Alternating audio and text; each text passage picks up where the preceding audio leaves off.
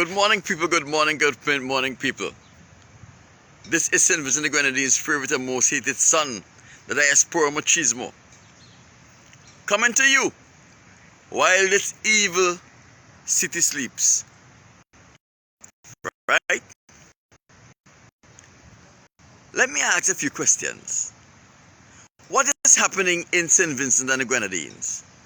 As I review this exhibit here, I would ask, what is happening in St. Vincent and the Grenadines?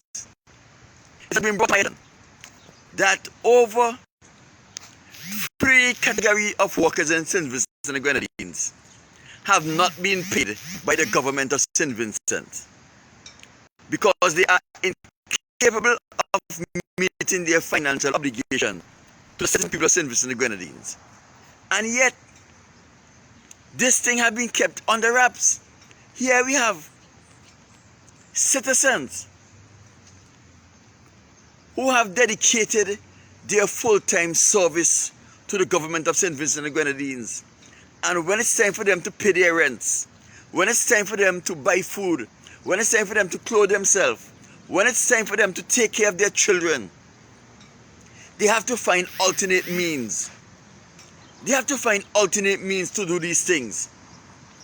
When they have dedicated their full-time service to the government of St. Vincent and the Grenadines. The government of any country is supposed to be the most reliant in ensuring that their workers are paid. When the government is defaulting on their obligation to their citizens, to their employees, you know that things are terribly bad. And that is what is happening in St. Vincent and the Grenadines. The Ralph Gonsalves administration is incapable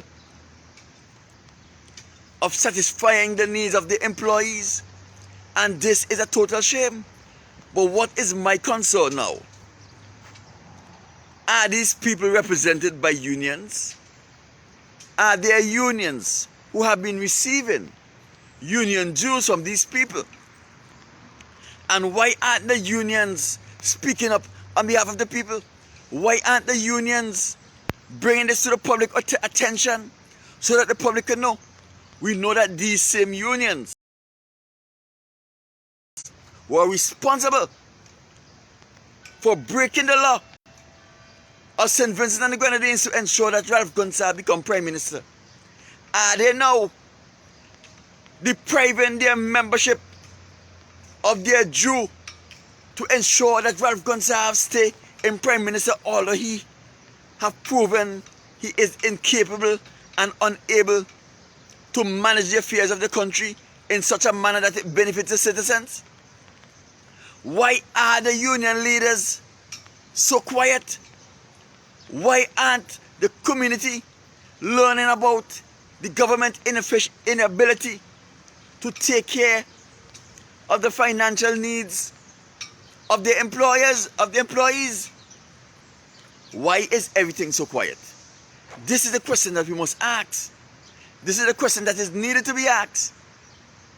Because until the unions start doing their jobs and represent the members who are responsible for paying their dues and to keeping the union running and functioning, then they are not living up to their obligations to their members. Right? So we call upon the commercial, technical and allied workers unions. We call upon the other unions who have had members who the government is owing up to 3 months in salaries to come out and let the public know. Ask the public for help. Ask the public for their support. So your members can get the needed salaries so that they can pay their rents, so that they can take care of their children, so that they can buy foods for their tables.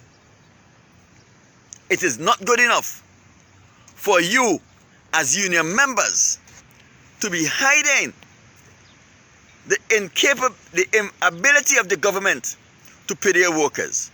You owe it as a citizen of St. Vincent and the Grenadines You owe it to the citizenry to let everyone know when the government is unable to satisfy the obligation. You owe it to us as an organization that is operating within the community. You owe it to us to ensure that you bring it to our attention when the government is unable to satisfy its obligation. And you're not doing that. You're not taking care of the members who are a part of your union. You are not providing the representation that your members are paying for each month. You are not providing the representation